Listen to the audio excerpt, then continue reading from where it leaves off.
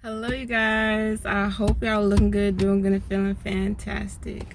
The sun is literally beaming in my face. Okay, cool. So right now I'm sitting here waiting to get my car serviced. It is well overdue for an oil change, and there's a couple different parts of this video, so please check the description box below because I uploaded towards the end a portion of the Twic in which some people were curious about what I've spent 2021 2022 in maintenance. Here you have it. Yes, I'm in a pretty good or great space right now, and like some of us know that good things don't always last forever, so we have to make the most out of certain situations in which we're blessed with, or whatever we yearn for or thrive for. My bad. And all in all, back to the whole truck situation, I got my truck at $24,900. After taxes and everything, it was like 26 and some change. So the truck was 646,500 miles on the odometer. I had no intention to rebuild it or do anything in that sense of engine work. Just maintain and hope for the best, you know? So now that it's at almost 850,000 miles, we done put in some work. So that's my little spill on my truck. The other thing is, I ran into this driver at the port who was giving me some ins and outs on his overall business and his situation of what he has going on now. He was an owner operator who turned in his truck because, I think in all honesty, he didn't say this, but what I gathered from the conversation, it became too much. He sold his Freightliner, 1997 Freightliner, for like 20 grand, and he said, you know, you being an owner operator, me being a company driver, I don't have to pay for fuel. And I was like, okay, you know. So he said, I don't have to pay for fuel, and I could bring home like $2,000 or whatever and be comfortable. In all actuality, I genuinely don't think or believe that some people truly care or want ownership or freedom. In his case, I don't think it mattered to him. Some people, they yearn for that or advocate for ownership, freedom, stability within your own business pursuits. I enjoyed the aspect of saying, oh, this is my truck, and I can take off a whole month if I want to and still be okay. You know, like, that's a blessing to me. Some people don't care for that. So do what you love what you do, let it work best for you. So I redid my cost per mile the other day, and the link that's in the description box below, I feel like is one of the best representations in which a driver can possibly factor in their cost per mile. Literally, there are some people who do not combine their personal with their business finances to get like what's the cost of operations. My biggest expense is fuel. I definitely knew that before I redid everything, and I feel like a lot of owner operators are drowning right now because the overhead is too high. You know, some people have $2,000 truck payments, $3,000 truck payments, so on and so forth. And I don't feel like a person should give up entirely, but rather take a few steps back to reevaluate some things, because the bad does not always last forever. You know, through the storm there's always some sunshine. So definitely know what your cost per mile is. That will save a lot of headache. And even with me, as I was like evaluating certain things, there are some things that I pay for that I'm gonna just pay off because it don't make sense. Reduce, minimize, eliminate completely. So there you have it. Know your cost per mile, baby. Now, before I get into the Twic car process, the other night and day, I definitely understand why a driver within this division will be perplexed or even vexed, because some of the loads end up being top heavy or not loaded correctly. Between tires being off of the rim or defective equipment, some drivers may not even notate it on their DVIR, which pretty much indicates any defects on equipment.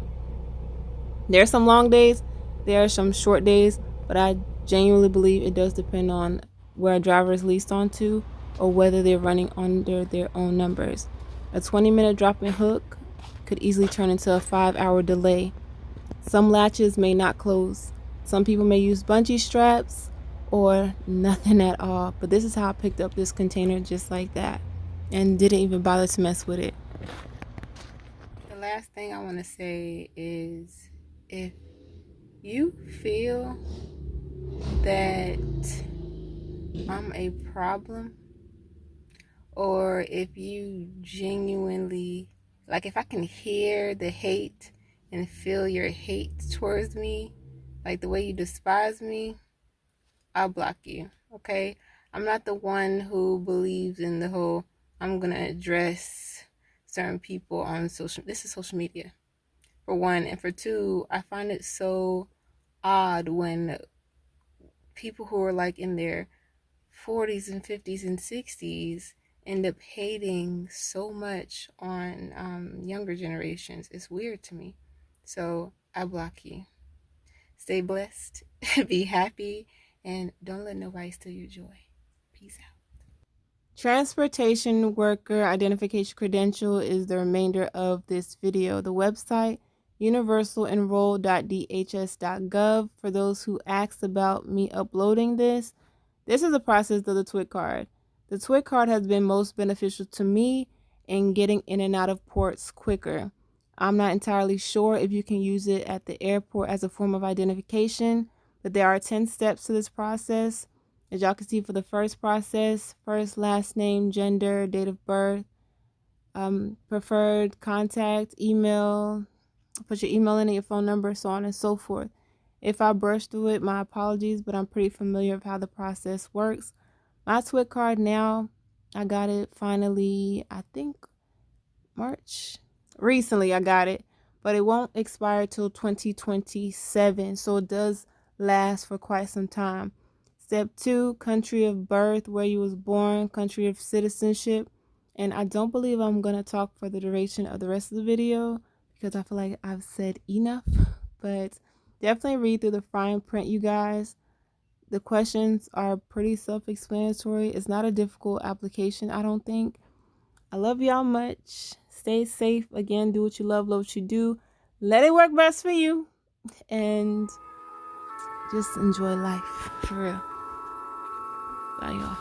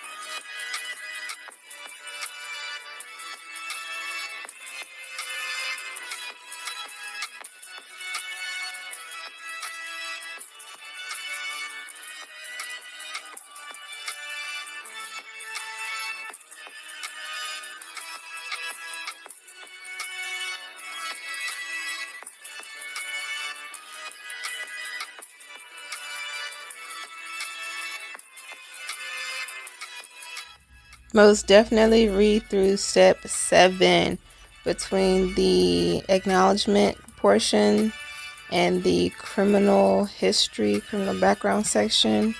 I'm telling you, please read through them. Even with people with certain convictions, you may be able to get away with getting a Twic card depending on what you have.